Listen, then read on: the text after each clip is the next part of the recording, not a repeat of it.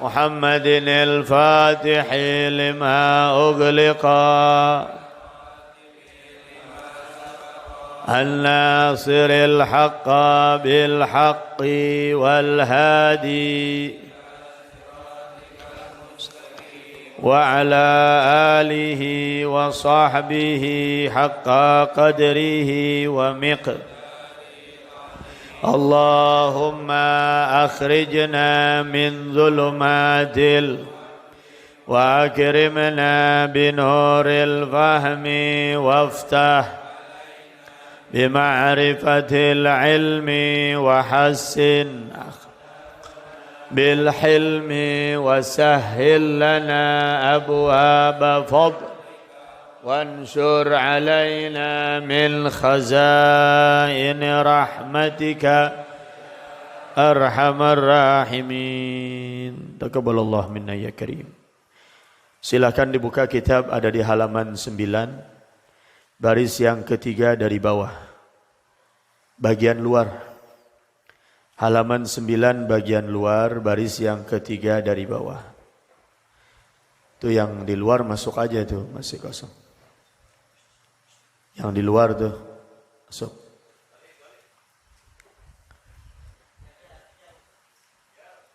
Nih depan kosong nih.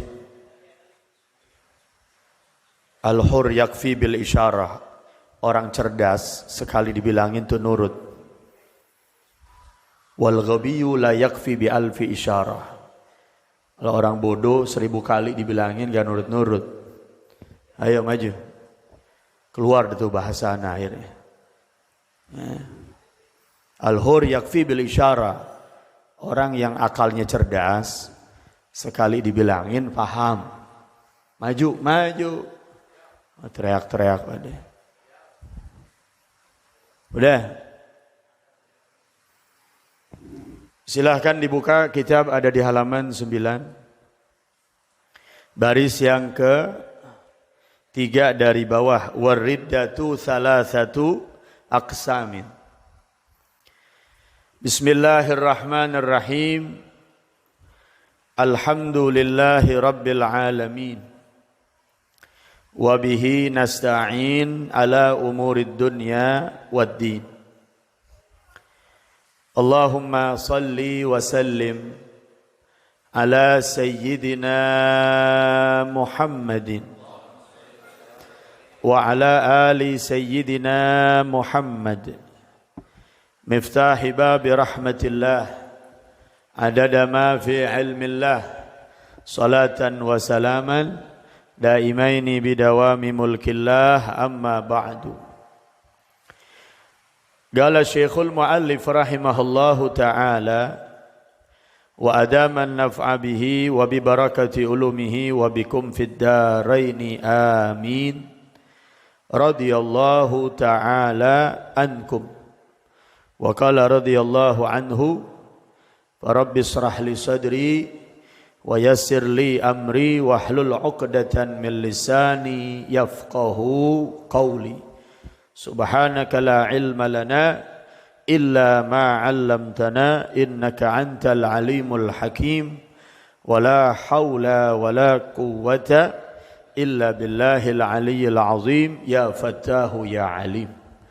Dasturakum ya sayyidi ya ahlad darak ya ahlal batin ya ahlan nauba ya ahlan nur ya ahlal halli wal 'aqd jami' ahlul khutwa rijalul ghaib as-salihin ya sayyidi ya walid al-habib Umar bin Abdurrahman. Rabbi adkhilni mudkhala sidqin wa akhrijni mukhraja sidqin waj'alni min ladunka sultanan.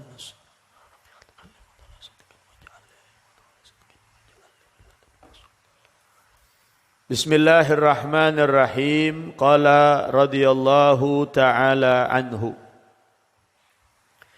Wariddatu salasatu aqsamin.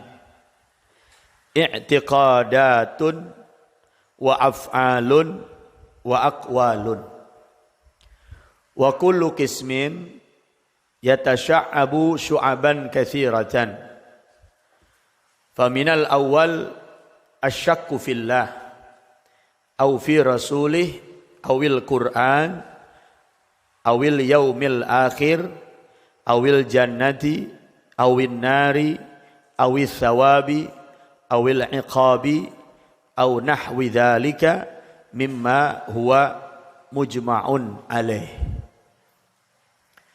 Lanjutan mengenai masalah-masalah hal-hal yang dapat menyebabkan murtad. Na'udzubillah min dzalik. Allahumma ihfaz imanana wa islamana fi hayatina wa inda mamatina wa ba'da mamatina. Amin amin ya rabbal alamin. Semoga Allah pelihara kita punya iman, keislaman kita di saat kita hidup, di saat kita mati, sesudah kita mati. Allah jaga kita punya iman, kita punya Islam, meninggal dalam keadaan husnul khatimah. Wariddatu thalathatu aqsamin. Hal yang dapat menyebabkan orang menjadi murtad, keluar dari agama Islam, itu 3 macam. Ya.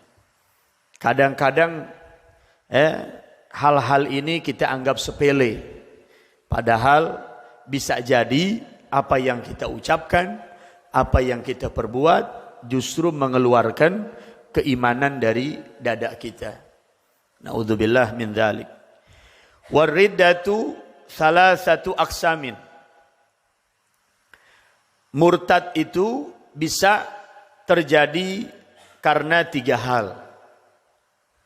I'tiqadat, yang pertama bisa karena keyakinan.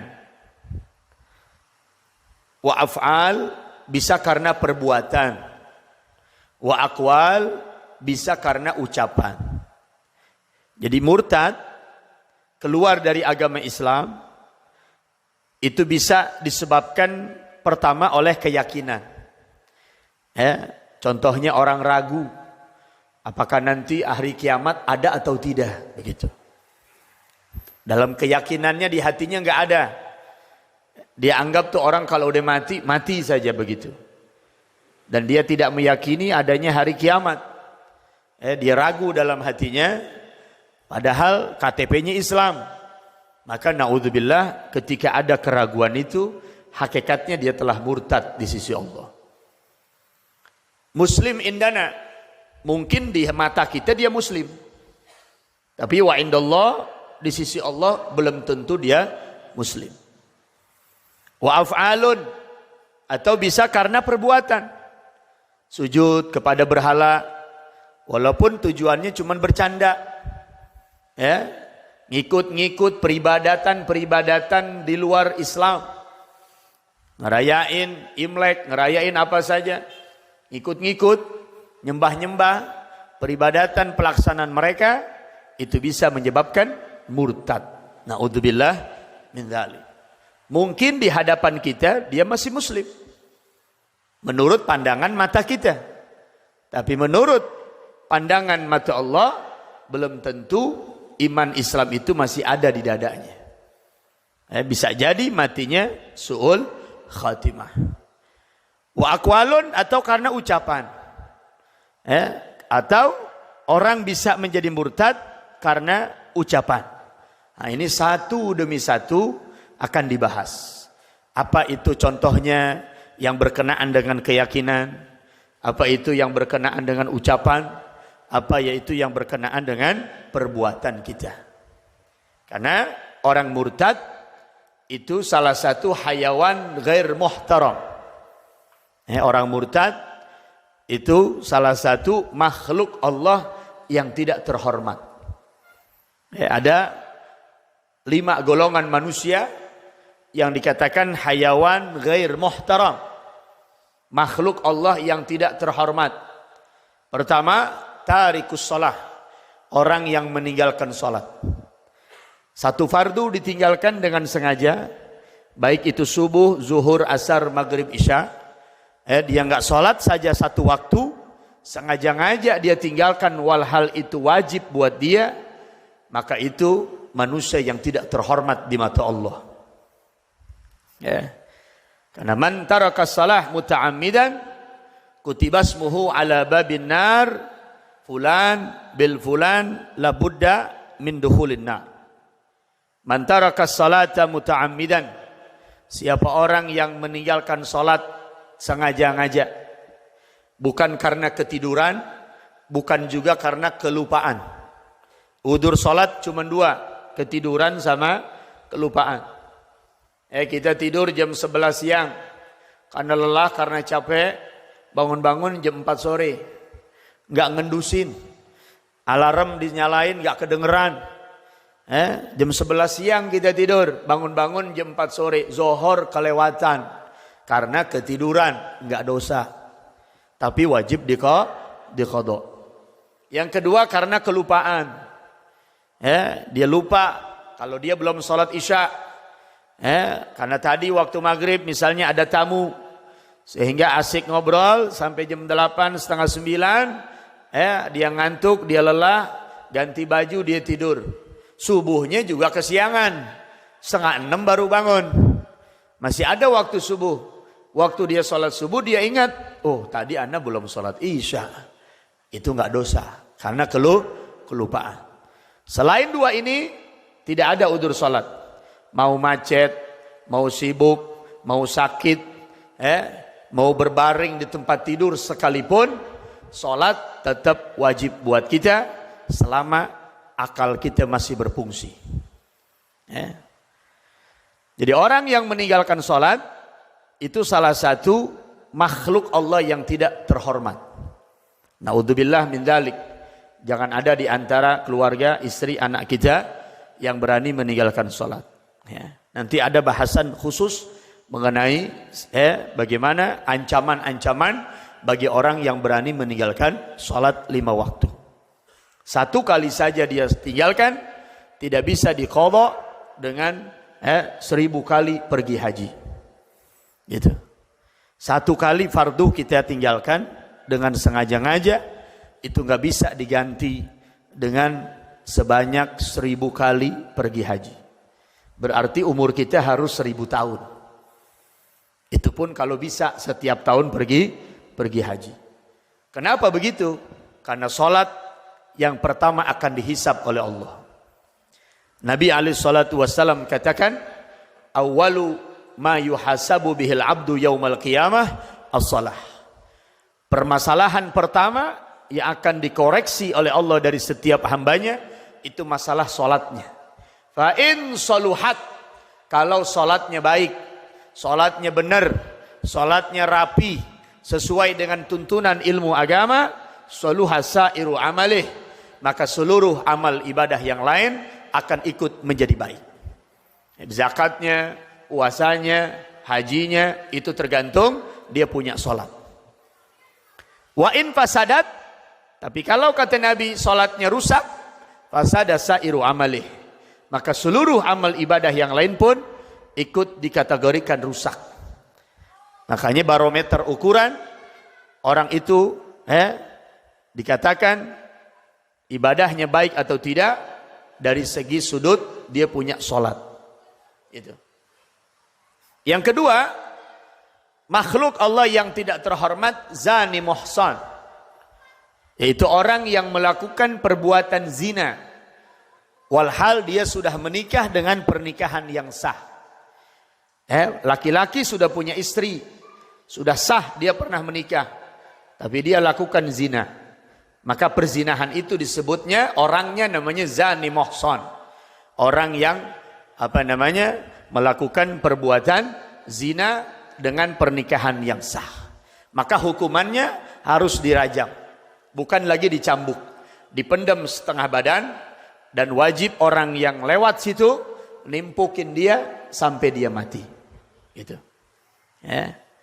Itu salah satu binatang yang tidak terhormat. Yang pertama tarikus shalah, yang kedua orang yang melakukan perbuatan zina. Yang ketiga al-khinzir, al-qalbul akur.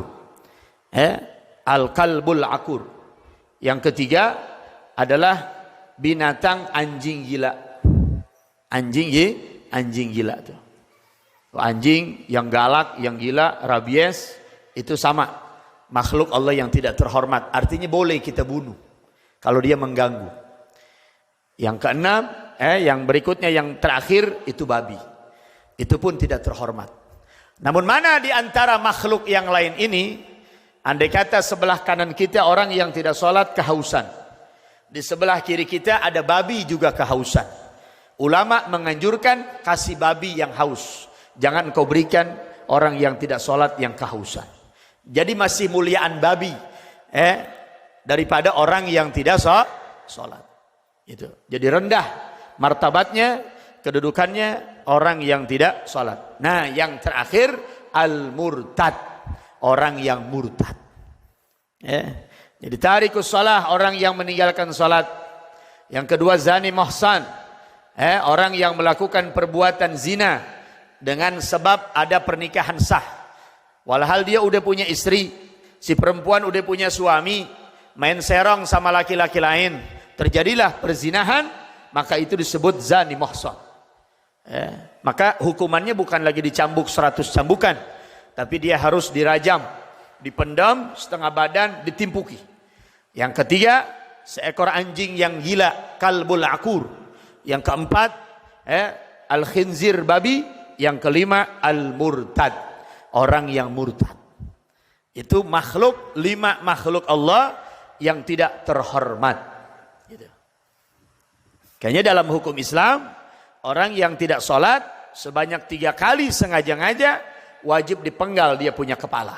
Hukum Islam. Zuhur nggak sholat diperingatkan, asar nggak sholat diperingatkan, maghrib nggak sholat diperingatkan, juga nggak mau, maka waktu isya dia harus dipenggal dia punya kepala. Jadi orang yang nggak sholat itu mal'un, dilaknat, baik oleh kalangan malaikat yang ada di langit maupun makhluk-makhluk yang ada di bumi, semua melaknat orang yang tidak sholat. Makanya jangan berharap rumah tangga akan menjadi sakinah, mawaddah, warahmah kalau di antara dua belah pihak, suami istri, masih banyak yang berani meninggalkan sholat. Jangan berharap dapat keturunan soleh, jangan berharap dapat keturunan solehah, jangan berharap rumah tangga akan baik-baik saja kalau di antara kita masih banyak yang meninggalkan sholat 5 waktu. Itu nanti bahasannya khusus dalam masalah sholat. Wa kullu qismin, dan setiap bagian yang 3 ini yatasya'abu syu'aban katsiratan, memiliki cabang yang begitu banyak. Jadi contoh-contohnya banyak yang bisa menyebabkan orang jadi murtad karena keyakinan, karena ucapan, karena perbuatan. Jadi kalau kita sudah tahu masalah ilmu ini, berhati-hatilah dalam bertutur kata, berhati-hati dalam berbuat, apalagi masalah keyakinan. Itu. Jadi bisa jadi dari ucapan, perbuatan, tingkah laku yang kita lakukan itu bisa menyebabkan kita naudzubillah murtad di hadapan Allah Subhanahu wa taala. Wa kullu qismin, dan setiap bagian yang 3 yatasya'ab, itu bercabang, syu'aban katsiratan, dengan cabang-cabang yang begitu banyak. Faminal awal, di antara yang pertama tadi apa? I'tiqadat. Orang bisa jadi murtad karena keyakinan. Contohnya apa? Yang pertama, asyakku fillah. Kalau ada orang ragu apakah Allah itu ada atau tidak, maka dia murtad di sisi Allah. Dia udah Islam dari kecil, udah Islam dari bayi, dari kandungan ibunya, bapaknya Islam, ibunya Islam. Karena bergaulnya bukan sama orang-orang muslim misalnya, sehingga dia dipengaruhi akidahnya. Dipengaruhilah keyakinannya, timbul keraguan dalam hatinya, apakah Allah itu ada atau tidak, maka dia dinyatakan murtad di hadapan Allah. Dia ngomong misalnya sama ibunya, ibu, Allah itu ada atau tidak? Kebetulan ibunya, bapaknya juga nggak punya dalil tentang menunjukkan adanya Allah. Makanya saya pernah bawakan kisah seorang nenek-nenek ditanya oleh Imam Asy-Syafi'i radhiyallahu an. Satu saat Imam Syafi'i berkunjung ke negeri Yaman. Di saat sampainya di negeri Yaman, beliau ketemu seorang nenek-nenek. Lalu ditanya sama Imam Syafi'i, "Ya ajuzah, hal anti tayaqqanti annallaha mawjud?" Itu pertanyaannya. Wahai nenek, wahai ibu, apakah engkau yakin tentang adanya Allah? Itu si nenek nggak bilang na'am, nggak bilang juga la. Tapi dengan isyarat kinayah. Beliau menyatakan al-ba'rah tadulu 'alal ba'ir. Was-sair tadulu 'alal aqdam. War-rawth tadulu 'alal hamir. Ketika Imam Syafi'i bertanya kepada seorang nenek-nenek yang ada di Hadramut, bukan ada yang di Cempaka Putih nih, yang ada di sana di Hadramut. Karena nenek-nenek di Hadramut belum tentu bisa jawab. Nenek-nenek di sini belum tentu bisa jawab. Ketika Imam Syafi'i bertanya, apakah engkau yakin hal anti tayaqqanti annallaha mawjud? Apakah engkau yakin Allah itu ada? Si nenek menjawab, al-ba'rah tadulu 'alal ba'ir. Hai Tuan, Anda bertanya kepada saya tentang apakah saya yakin adanya Allah? Jawaban dari saya, al-ba'rah tadulu 'alal ba'ir. Kotoran onta itu menunjukkan adanya onta. Tidak mungkin ada tai onta kalau ontanya enggak ada. Begitu. Itu jawabannya. Wasair tadulu 'alal aqdam. Langkah kaki yang saya lihat di hadapan saya ini menunjukkan kalau di situ ada yang jalan.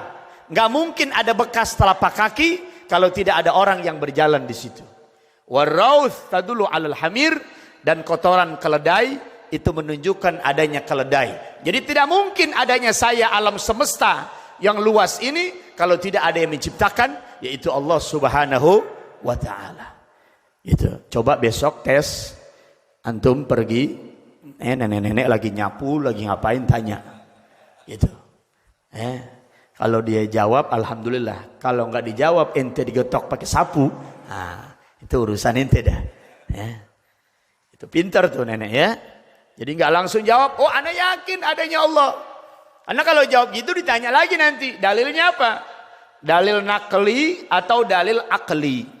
Nakli diambil dari Al-Quran. Lillahi ma fis samawati wa ma fil ard. Punya Allah apa yang ada di langit, apa yang ada di bumi. Gitu kan? Dalil aklinya mana menurut akal? Nggak mungkin. Ada ini botol aqua, ada air di depan saya, kalau nggak ada yang bawain. Saya bilang begini, tahu nggak nih jamaah, air ini ada sendiri loh, gitu. Akal antum nerima nggak kira-kira? Oh Ustaz gila nih, masa air ada sendiri? Gitu, paham nggak? Gitu, paham nggak kira-kira? Ngerti ya? Gitu.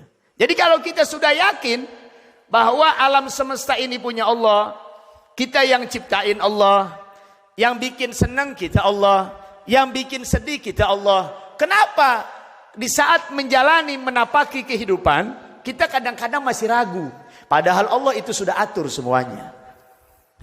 Kita punya masalah, doa sama Allah, tapi sayangnya ketika doa sama Allah bukan Allahnya yang diingat, masalahnya. Makanya Allah cemburu. Masalah A belum selesai, datang lagi masalah B. Masalah B belum selesai, datang lagi masalah C. Masalah C belum selesai, datang lagi masalah D. Padahal setiap hari kita berdoa kepada Allah, tapi tak kunjung itu masalah selesai. Kenapa? Karena di saat kita berdoa kepada Allah, bukan Allahnya yang kita ingat, malah masalahnya yang terbayang di otak kita. Allah cemburu sama kita. Nabi Musa contohnya, ketika beliau ngebet giginya sakit, itu Nabi Musa bilang,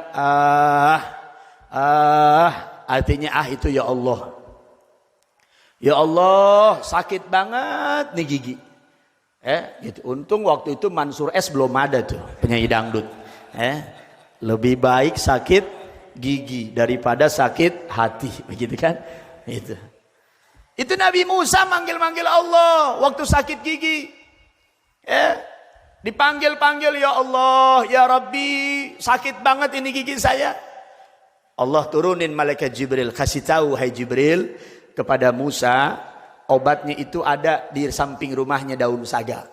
Ambil tuh daun saga, tumbuk, tempelin di giginya. Nah, malaikat Jibril yang ngajarin. Dipraktekkan sama Nabi Musa, sembuhlah giginya. 1 bulan kemudian atau 1 tahun kemudian sakit lagi beliau punya gigi. Yang dicari bukan Allah, langsung itu menuju ke daun saga. Dia yakin bahwa daun saga yang bisa memberikan kesembuhan. Akhirnya begitu berulang-ulang kali itu gigi ditempelin daun saga, enggak juga sembuh. Nanya sama Allah, ya Allah, bukankah waktu aku sakit gigi, engkau perintahkan untuk menggunakan daun saga itu langsung sembuh, tapi kenapa sekarang tidak? Apa jawab Allah? Dulu waktu pertama engkau sakit, masalahmu itu yang engkau bayangkan adalah aku, kata Allah. Tapi ketika kedua kali engkau sakit, bukan lagi aku, daun saga yang ente cari. Sekarang contohnya apa? Maskermu melindungimu, maskerku melindungiku. Tuh, kaidahnya kan tuh. Ente baca gak tuh pelang besar? Maskermu melindungimu, maskerku melindungiku. Kalau di hati kita yakin, kalau masker itu yang melindungi kita daripada corona, maka yakin ente pasti kena sama itu corona. Karena Allah cemburu. Allah yang lindungin kita, bukan itu masker. Sebelum ada corona, masker banyak yang pakai nggak kira-kira saudara? Nggak ada. Gitu. Pas udah ada corona, baru itu masker laku. Gitu. Itu juga mungkin pelajaran buat kita di saat ada makhluk Allah yang menghina cadar, itu nggak baik budayanya. Akhirnya Allah gerakin tuh makhluk kecil namanya COVID. COVID bin corona, corona bin COVID, sama ada tuh. Allah gerakin tuh dia. Tunjukkan kepada umat bahwa cadar itu bukan hal yang buruk, bukan hal yang menunjukkan kalau dia teroris. Akhirnya pada pakai semuanya. Gitu. Jadi yakin, kita harus punya keyakinan sepenuhnya dalam menjalani hidup. Ini pelajaran buat kita. Berapa kali kita menghadapi masalah tapi tak kunjung selesai. Gitu. Jadi jangan ragu. Dengan adanya Allah, semua udah Allah atur. Jalan hidup kita Allah udah atur. Rizki kita Allah udah atur. Allah memberikan jalan, Rasul memberikan jalan. Tinggal kita mau tidak untuk menjalankan itu. Makanya Al-Imam Ali radhiyallahu taala anhu menyatakan, at-taqwa, yang namanya takwa, tarkul israr alal maksiyah, meninggalkan maksiat sepenuhnya. Itu baru takwa. Wa tarkul ightirar ala ta'ah, dan tidak merasa tertipu dengan ibadah, itu juga takwa. Menurut Imam Ali radhiyallahu an. Kalau menurut ulama-ulama yang lain yang kita tahu namanya definisi takwa, imtithal awamirillah, menjalankan semua perintah Allah, menjauhkan semua larangan Allah. Kalau Imam Ali radhiyallahu an, beliau menyatakan yang namanya takwa tarkul israr alal maksiyah, meninggalkan maksiat sepenuhnya. Baik itu maksiat kecil, apalagi maksiat besar, tinggalin sejauh-jauhnya. Dan jangan tertipu dengan ibadah yang sudah kita lakukan. Itu baru takwa. Jadi kesimpulannya, terkadang masalah tidak Allah kunjung selesaikan yang menghadapi diri kita. Mungkin terlalu banyak dosa yang kita lakukan. Mungkin terlalu banyak dosa yang menghalangi rezeki datang kepada kita. Kemudahan datang kepada kita. Oleh karena itu perbanyak kembali kepada Allah, tobat kepada Allah, istighfar kepada Allah. Yakin sepenuh hati bahwa ketika kita berharap kepada Allah, berdoa kepada Allah, yang ada di hati dan pikiran kita hanya Allah, insya Allah masalah antum akan selesai dengan cepat. Tapi kalau kita doa kepada Allah, masalah itu yang ada di hati dan pikiran kita, sampai kapanpun itu masalah nggak bakal selesai. Itu jelas ya? Paham? Wallahu alam bisawab. Rabbi zidni ilma warzuqni fahman.